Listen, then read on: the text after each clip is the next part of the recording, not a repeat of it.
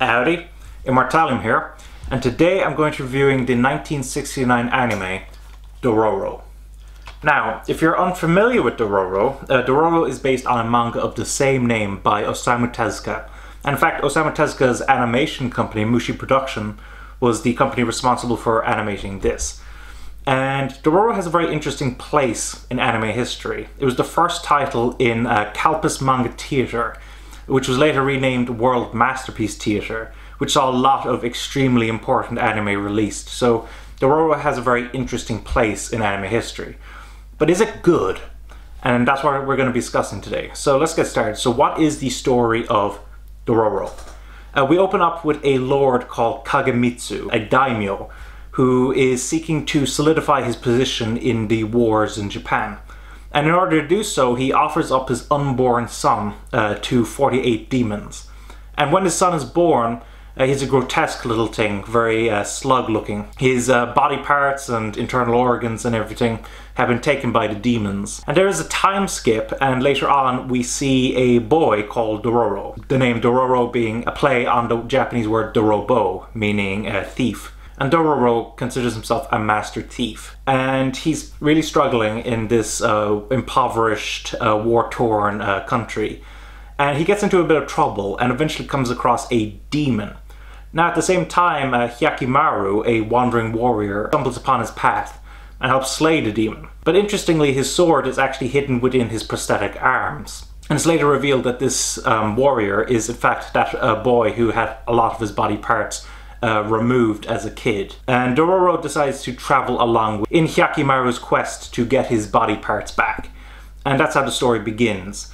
Now, it is interesting to note that for the first half of the series, this series is very loyal to the manga. There is a little bit of a difference. There was a new character called Nosha, which is a dog that travels around with Dororo, was added to the series in order to kind of increase its marketability. But for all other intents and purposes, the first half of the series is extremely loyal to the manga, and if you've read the manga, you'll be very familiar with the stories being told for the first half of this series. What is more interesting is that in the latter half of this series, we come across a wide range of stories that are original to the anime.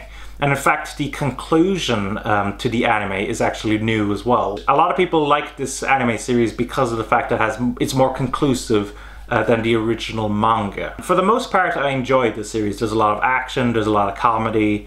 There's a lot to like about this series. One issue I do have with it is actually a bit of a revelation that occurs near the end of the series.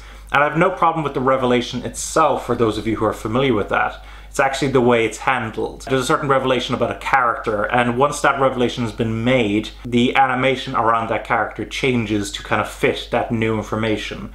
And to me, that seems quite disruptive to my experience. But that's a relatively small thing, and in general, I think this anime is very entertaining. With regards to the animation, now the thing you guys will notice is that this series isn't black and white, is entirely in black and white. And there's reasons for that, but I'll get onto that in a second. But with regards to the actual animation quality itself, it's pretty good. Admittedly, there are some sequences in this show that show that it's a low-budget show. But in general, the action sequences are pretty well done. The character designs are very pleasant, they're very Tezuka. And in general, I think the animation of the series is pretty good. Could it have been better? Yeah, as I mentioned before, there are enough animation errors and little tricks that they use to keep costs low that you will notice this as time goes on.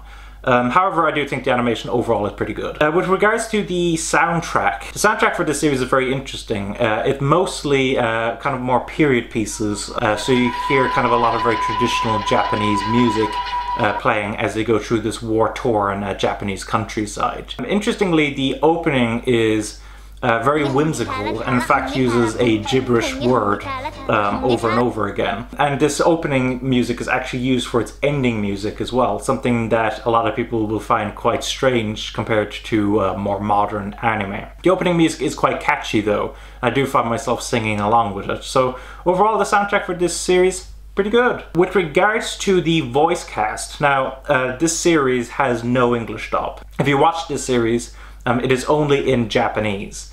So that is worth taking note of. But the Japanese voice cast is pretty good. The voice actors for Hyakimaru and Dororo are of particular importance, since the majority of this series revolves around them traveling from place to place, with very few other recurring characters. But the voice performances for these two characters are excellent. Dororo is very energetic, very hyper, and introduces a lot of energy and comedy compared to the more stoic, restrained Hyakimaru. They complement each other very well, and that is very much down to their performances. So overall, the voice performances for the show is quite excellent. Now, with regards to how it was released, this series was released by Discotek Media, who also released the Lupin the Third series. And just like the Lupin the Third series, even though it says Region 1 on the back of the box, will actually work on my Region 2 players. Regions beyond that, I'm a bit unsure on whether or not they will work, but I can testify that if you pick up Dororo, it will work on your Region 2 player. Now, with regards to extras, there aren't that many extras on here, but a very nice extra, and this is what I wanted to point out when I was talking about the animation before, is that we have the original pilot available. The original pilot was in full color, but due to budgetary reasons, the series was commissioned in black and white. And it's a very nice extra to include on this box set, to be able to see what this series would have looked like had it originally been animated in full color. So pretty good release.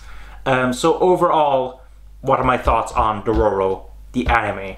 I find it quite enjoyable and entertaining. And with the release of the new 2019 anime series, I think it's a good time for a lot of people to look back at this original version. Something I always point out to people is that the time difference between this original anime series and the new anime series is 50 years, literally 50 years. So I think it's an amazing thing to be able to look at the new anime and then to go back to the original anime and to see the differences between them. So I strongly recommend Dororo. I think it's a very entertaining series, and I think Discotek Media have done a very good job of releasing this series. So overall, recommended. Thanks for watching. Don't forget to comment, rate, subscribe, and bye-bye.